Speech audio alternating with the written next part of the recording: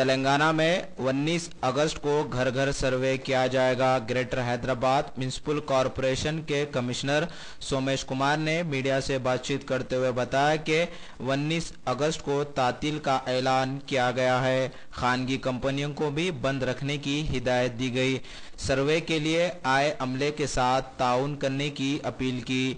नाजरीन, greater Hyderabad municipal corporation के commissioner Somesh Kumar ने सर्वे की मुकम्मल तफसीलात बताई। आइए देखते हुए गौर से सुनते हैं। है कि समग्र कुटुंब सर्वे मतलब इंटेंसिव हाउस होल्ड सर्वे पूरे तेलंगाना में और खास करके जीएचएमसी एरिया में 19 अगस्त को किया जाएगा। ये एक काफी ही यूनिक सर्वे है। एक ही साथ पूरे तेलंगाना में पूरे घर घर में हमारे लोग जाएंगे और आपके बारे में कुछ सवालात पूछेंगे।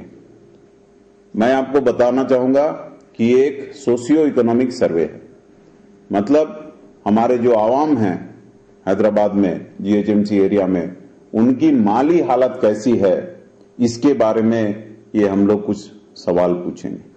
आप आराम से और बिना हिचक इन सवालों का जवाब दें और उसको हमारे लोग लिखेंगे और लिखकर उसको हम एक डेटाबेस बनाएंगे और भविष्य में अपने हैदराबाद के डेवलपमेंट के लिए आपको कुछ जो सर्विसेज हैं, कुछ जो स्कीम्स हैं, उसके बारे में जो भी हम फैसला लेंगे ये डेटाबेस के ऊपर से ही लेंगे।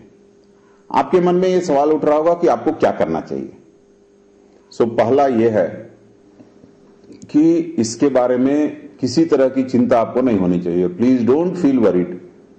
दूसरा यह है कि 19 अगस्त को पूरे शहर हैदराबाद में छुट्टी दी जाएगी।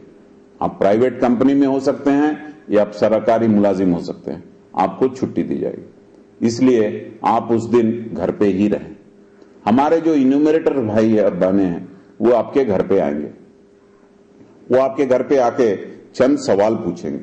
ये सवाल बहुत ही सिंपल है, लेकिन आपकी सुविधा के लिए जीएचएमसी ने खास करके ये प्रयत्न किया है कि आपको सारी चीजें आप पहले से ही तैयार करके रख लें।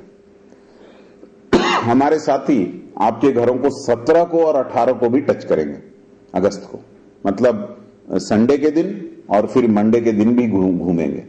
इसका जब वो आएंगे तो आपको आपकी भाषा में, मतलब हिंदी में, तेलुगु में, उर्दू में, आपके भाषा और इंग्लिश में भी एक लीफलेट देंगे।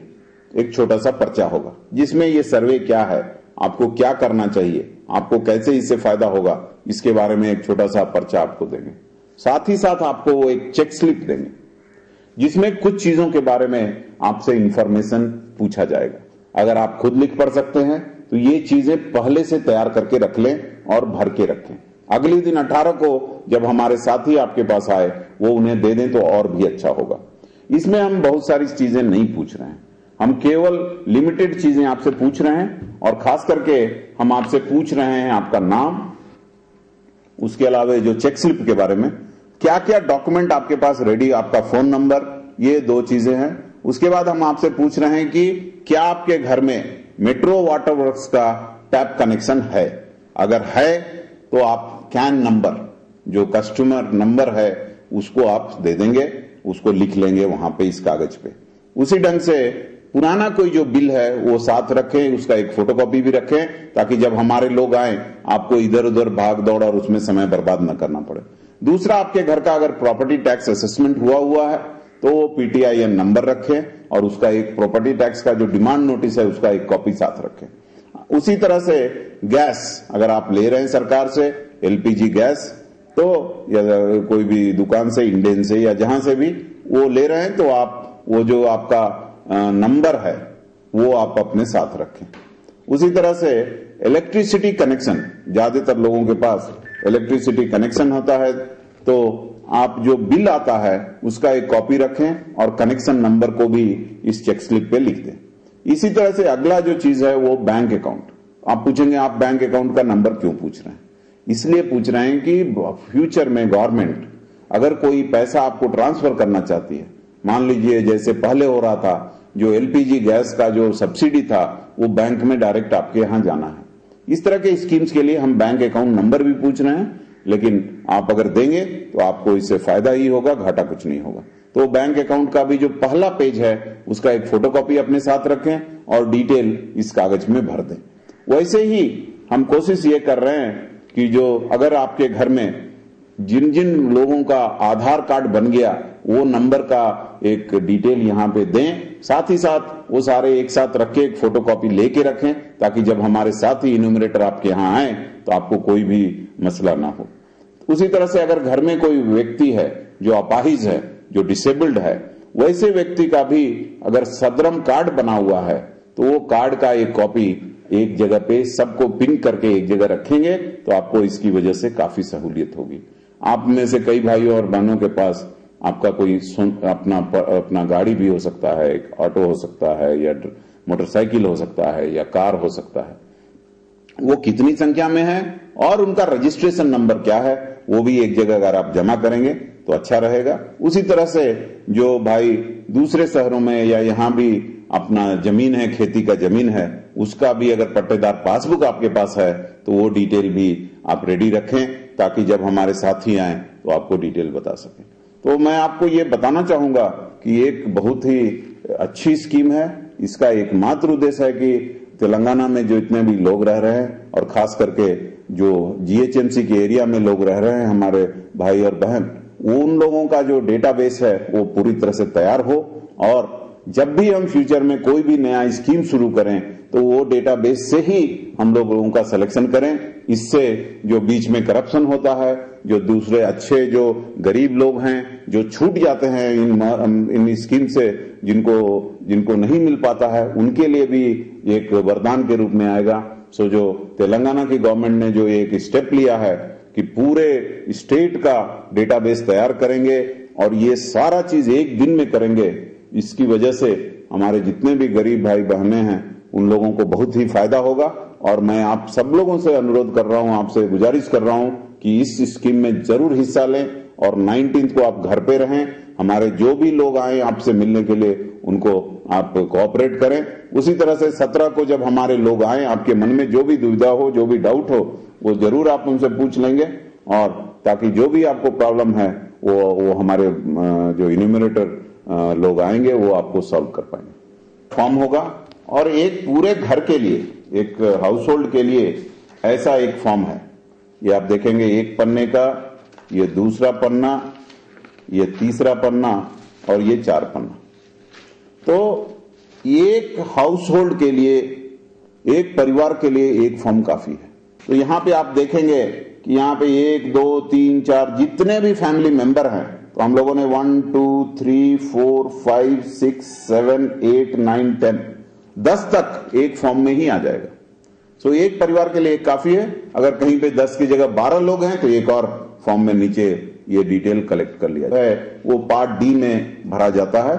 इसीलिए हर एक परिवार के लिए एक बिल्डिंग हो सकता है। एक बिल्डिंग में अगर 4 फैमिलीज या हाउस होल्ड रह रहे हैं तो वहां पे 4 फॉर्म भरे जाएंगे। और ये बहुत ही सिंपल इंफॉर्मेशन है। इसके कई भाग हैं। जैसे पहला भाग जो जिसको पार्ट ए बोला जाता है, उसमें सिर्फ घर के बारे में पूछा जा रहा है। दूसरा पार्ट जो है वो केवल फैमिली पर्टिकुलर पूछा जा रहा है। तीसरा पार्ट जो आपका जहां पे आप रह रहे हैं वो हाउस के बारे में पूछा जा रहा है। आप इसका चौथा पार्ट जो है वो फैमिली मेंबर के बारे में पूछा जा रहा है। और फैमिली मेंबर के बारे में बहुत सिंपल चीजें पूछी जाती है। Name of the family member, relationship उसका हेड के साथ क्या है, उसका सेक्स क्या है, मेल या फीमेल, उसका डेट ऑफ बर्थ क्या है। अगर डेट ऑफ बर्थ नहीं पता है तो एज पूछते हैं। उसी तरह से वो शादीशुदा हैं या क्या है, मैरिटल स्टेटस हम पूछते हैं। उसी तरह से कितना एजुकेशन है, ये सारी चीजें हम लोग इसमें पूछते हैं। और चूंकि भविष्य में गवर्नमेंट कुछ स्कीमें में पैसा डायरेक्ट अकाउंट्स में भेजेगी तो बैंक अकाउंट का डिटेल पूछते हैं। अगर आपके पास नहीं है जो इंफॉर्मेशन, आप न लिख दें, बोले कि ये मेरे पास नहीं है। उसी तरह से हम लोग अगला सवाल जिसके कोई अपाहिज हैं या जो डिसेबल्ड हैं उनके बारे में है।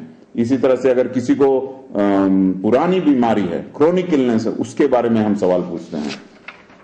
फिर आगे आप देखते हैं कि हम लोग जो मूवेबल एसेट्स जैसे कि मोटरसाइकिल, ये सब के बारे में पूछते हैं। और फाइनली थोड़ा अगर आपके पास कहीं गांव में या कहीं पे लैंड है उसके बारे में कुछ सवालात हैं। और फिर जो आपके पास लाइव स्टॉक मतलब जो जानवर हैं, और शहर में खास करके तो ये कम रहता, लेकिन पेट डॉग्स है उसके बारे में सवाल है। और finally head of the family को ये साइन करना होता है कि जो आपने इंफॉर्मेशन दिया है वो करेक्ट है। तो इस तरह से ये फॉर्म बहुत ही सिंपल है, आप आसानी से इसको कर सकते हैं। थोड़ा अगर आप पहले काम करेंगे तो आपके सारे डिटेल इसमें आ जाएंगे और आपको कोई भी तरीके का प्रॉब्लम नहीं होगा। घर है, कोई घर छूट तो नहीं गया हमारे लिस्ट में, वो लिस्ट तैयार कर रहे हैं। उनको ये जो अब मैंने चेक स्लिप बोला, ये डिटेल आप पहले से एक जगह जमा करके रखिए, वो हम उनको दे रहे हैं। उसके बाद हम अगले दिन 18 को फिर जा रहे हैं। तो हम ये एक्सपेक्ट करते हैं कि एक एक जो हमारे साथी हैं वो करीब 30 से 40 फैमिलीज का डिटेल कलेक्ट कर पाएंगे।